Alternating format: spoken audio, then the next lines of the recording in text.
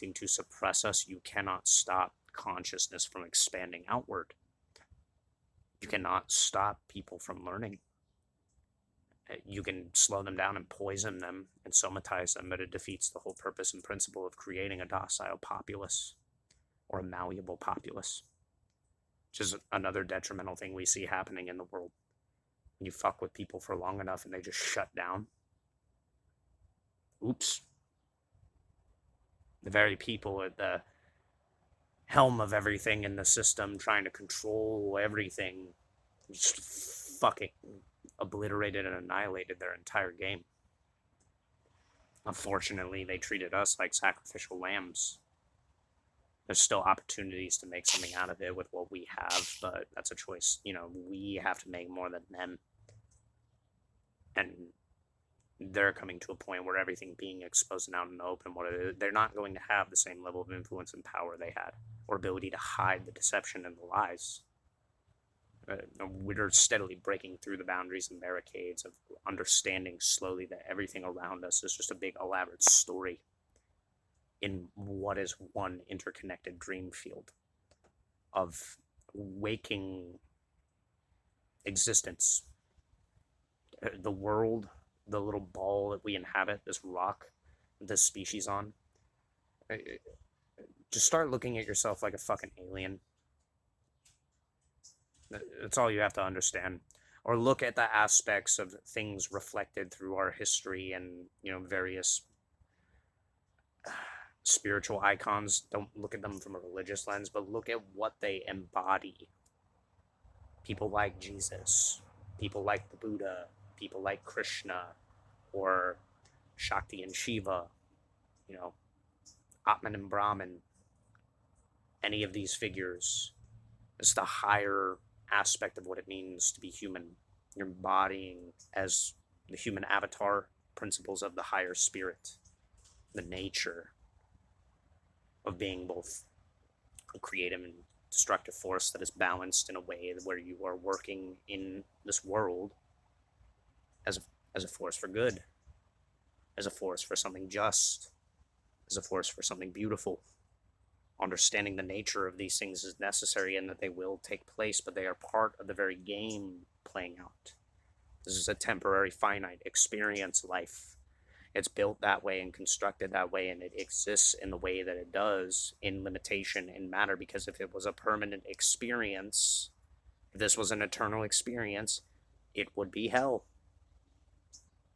Your body would always be in a constant state of feeling everything, and it would be hell. But in that same wheelhouse, when we can learn in a lot of ways, and this is probably what has contributed to the way we have this sadomasochistic lens of looking at the world, the nihilistic lens of the world. You have to learn to understand and know pain and sorrow and limitation and sadness without having them overwhelm and control your mind and your emotions. It's a part of being alive. It's actually quite a beautiful thing when you begin to look at these things as kind of somberness to life, as the work of art that it is. Not in a sadomasochistic way where you're worshiping or deifying or glorifying suffering or making suffering the pinnacle of existence. It's just accepting that it's part of being alive. It comes with, the whole package. And once you realize that, you also realize you don't have to fucking force yourself to feel negative and nihilistic about everything. There comes a point in time when you break away from all the influences and you start using this for what it actually is meant to be. It's a tool to help you navigate this world. You are supposed to be the builder. You are supposed to be the thing that puts a thought into motion, and then you follow and act upon that, and you make things happen in your life.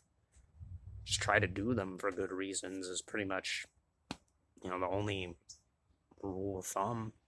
Do no harm but take no shit. Sure, there's nothing wrong with defending yourself, but you want to live a predominantly happy life, go into the world and do good things without expecting a good thing back. Just do it because it's good. The world will slowly be a better place, even if it's just a microscopic influence, a microcosmic thing that nobody else noticed. Maybe you just did a good thing without expecting anything in return, and that made the world in that instance, in that moment in time, a slightly better thing. Maybe if everybody did that a little, the world would be slightly better. Maybe the world circumstantially not too long ago was already like that and already doing that, and it took things pulling and drawing their attention into distractions to convince them that it wasn't worth anything. Keyword convinced, persuaded, manipulated, possessed. An idea is what is possessing your potential in this life right now. You're letting an idea steer you instead of you steering your ideas in a better direction. That's the game. That's the golden cage. That's the idea of Plato's cave or the Matrix. Is this steering you, or are you steering it, and are you using it not in an abusive way, but in a constructive way, a dreamer-like way? Put it more elaborately like this, in a more positive demeanor. Before anything externally influenced you in this world, when you were young and vibrant and you had an appreciation for life, what was life like when you were a kid to go outside and be free to run around and enjoy shit? It was spontaneous. There was joy, there was peace, there was satisfaction, there was exhilaration, and just the ability to go be fucking happy. So live your life like that, even when it sucks. It's not toxic positivity. Negative things are going to happen on this planet. Negative things are always happening on this fucking planet. It's a fucked up place. It becomes a better place when you don't allow those circumstances to define and jail you, control how you move through the world. And if everybody does that just a smidge, just a little bit, the world improves. The world will heal from the dark, despotic things that have taken place on it. And these things, maybe the important thing to understand about history and why it should be preserved rather than distorted and manipulated, is so that this kind of shit doesn't happen over and over again. Maybe the cycle breaking is to make sure these circumstances change the way we look at life and the importance of life. When you understand that the world was constructed in an elaborate way and set up to manipulate the nascent qualities of children to be malleable and influenceable to adults that don't have their best intentions in mind. Maybe that should redefine the entire way that we look at the world in reality, knowing that if anything is to continue on this planet as far as through the human vehicle and the human avatar goes, whether it be consequential or not,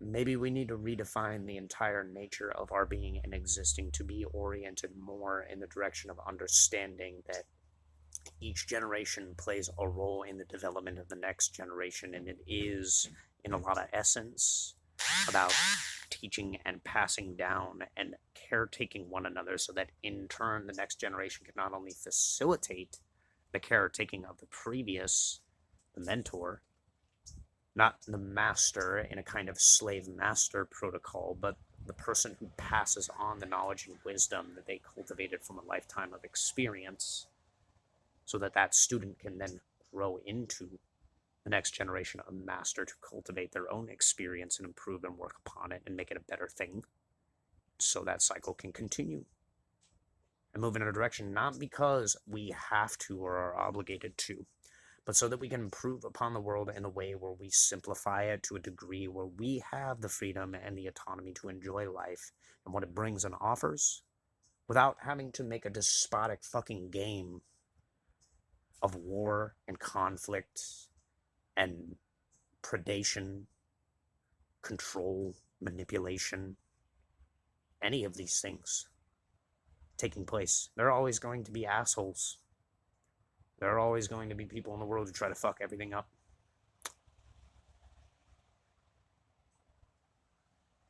Just as likely as there will always be people who are poor and impoverished and downtrodden and stepped on in this planet.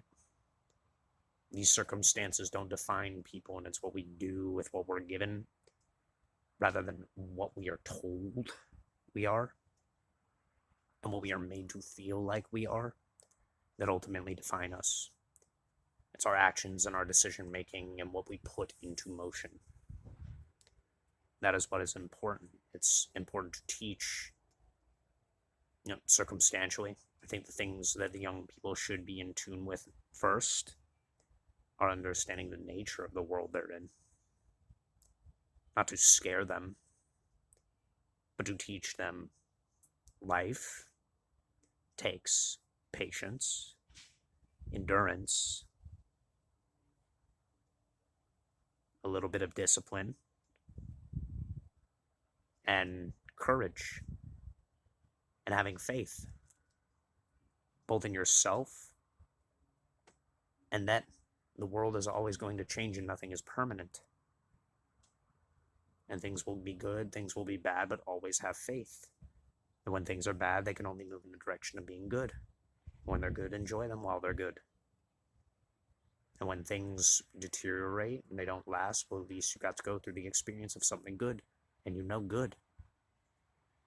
And because you know good, you can continue to create good.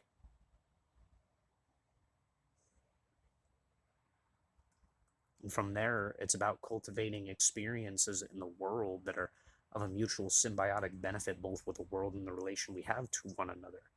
The first thing that needs to be mended after people come out of this funk of influences that they're in, which I don't know whether or not that'll happen, to be honest, but I feel like we're moving in that direction slowly. If people want the world to change and be a better place, truly, they have to set their differences aside. And the easiest way to do that is just to realize everybody has been fucking mind controlled. Everybody has been ideologically brainwashed. Every bit of what exists on this planet comes from paradigms of influences that overtook and utilized authority and structure to fuck everyone over and create a malleable, controllable populace. Maybe we could stop pointing the finger at one another and condemning one another and trying to find fault and blame in one another for a second. Realize how stupid all this is. And how divided we really are in doing that. Because we're helping facilitate what the system wants through this mirror, Hall of Mirrors game, this smoke and mirrors game. We're sowing more division and discord and separation through conflict that quite literally 90% of it is a manufactured narrative that we have taken in and began acting upon into external reality. A story and influences that dug up the past and projected them into the youth to continue perpetuating them, pushed and pressed what was somebody else's story parasitically into the new age to try and influence it and keep the system going. Which means there are people already being bred in this system that want to keep this system continuing and going. And you've already seen who runs the system now.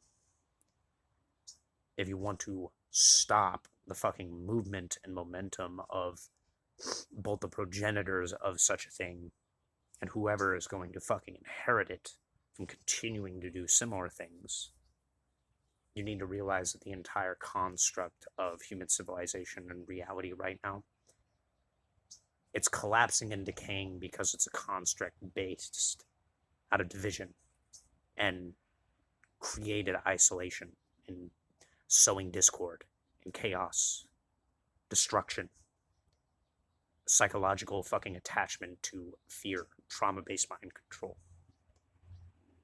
It's all about manipulating you to get you to feel small and isolated. It is built to make sure you do not thrive and prosper, not just physically. You could have very little and still have a semblance of quality of life that is very meaningful to you. It doesn't even want you to enjoy that mentally.